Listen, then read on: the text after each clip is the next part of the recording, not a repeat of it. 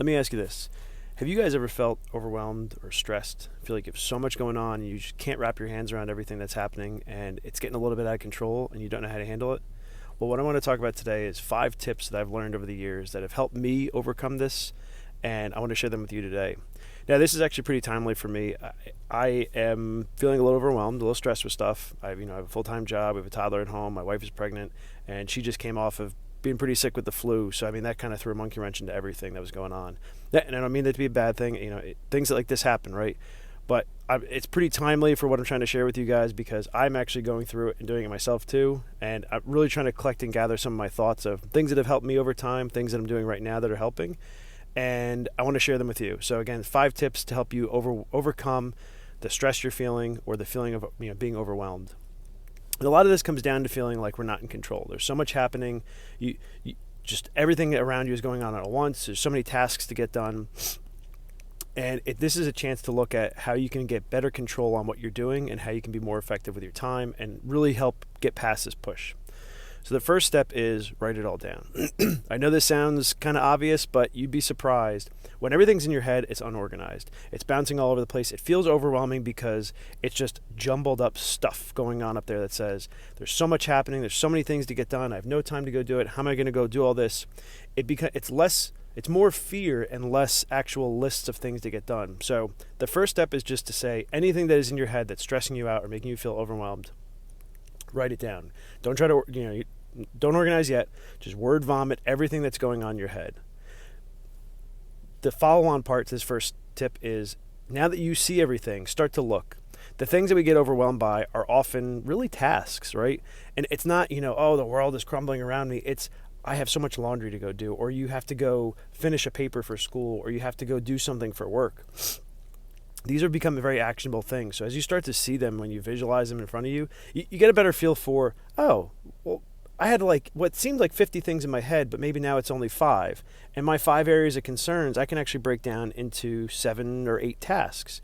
And that's what you have to do in this first step here is write it down, visualize it, and really start to break it down into what are actionable steps you can take? Because again, you want to try to regain the control over this feeling of stress that you have, this feeling of being overwhelmed. So when you take those concerns into tasks, those tasks can turn into actions. And that's something you can control. That's something that you can go handle and take care of, something that can be done to flush that stress out of your mind and get you feeling, not overwhelmed anymore. The second step is once you start to see, oh, well, now I understand what are the tangible things to go after. What are the real stuff? I have a list, and this list, it can't be just it can't be an art project. You can't write it down and it just lives on a wall somewhere and you stare at it all the time. That's useless. It has to be things that you can actually go do. So the second step is now that you know what you have to go do, go clear your head. This sounds counterintuitive, but you need a little bit of space for your mind to breathe.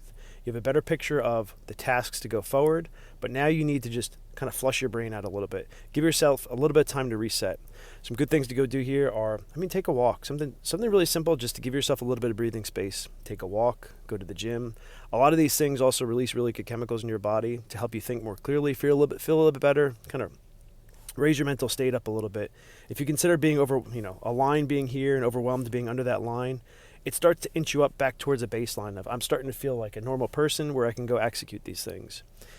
Once you get that chance to clear your mind out a little bit, now the picture should become a little bit better. Just like if it's cloudy outside, you want the sun to come out, right? You want to be able to see, all right, I know the tasks I need to take. I've taken a little bit of step back to better look at what's happening, and now you can take some action.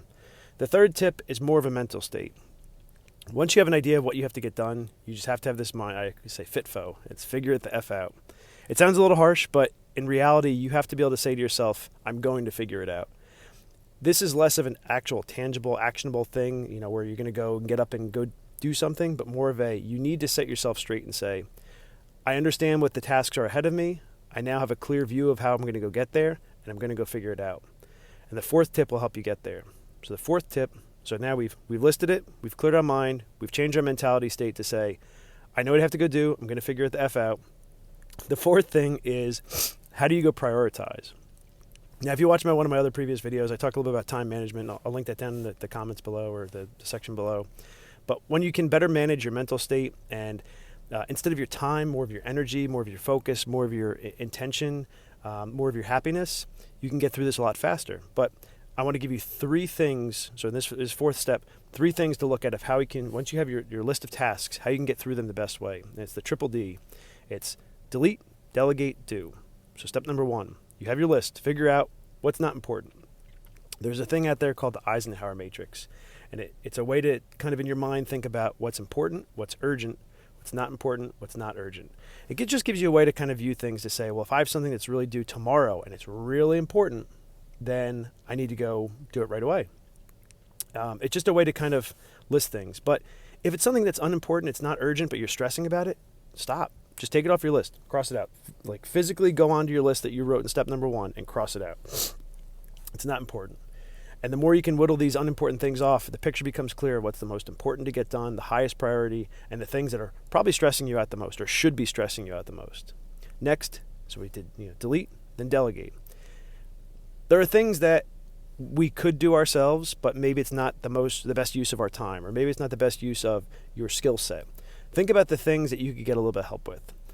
This is weird because this is something I feel like school teaches you. You have to go figure everything out yourself. You have to go do everything yourself. Everything is an individual project. No, life is a group project. And you need to find the people who have the best skill sets to help you out. So if you have the ability, if you have some capital to go help solve a problem, go hire somebody, right? If you have a leaky faucet that needs to get fixed, go hire a plumber. Or if it's something that you can, ask a family member or a friend, like, hey, I really need to move this cabinet in my house. Can I borrow you? Can I give you some pizza and beer and you come over and you help me move this? Delegate. Just find where you can get help.